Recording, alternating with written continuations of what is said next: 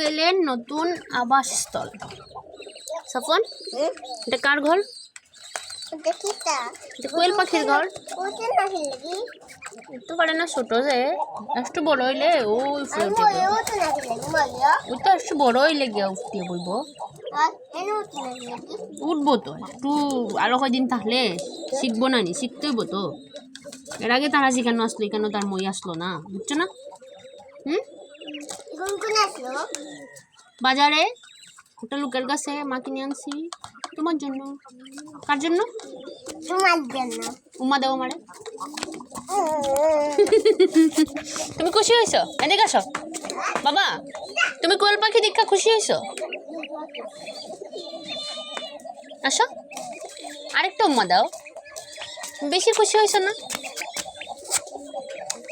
আমি দেই। আমার বাবা খুব খুশি হয়েছে।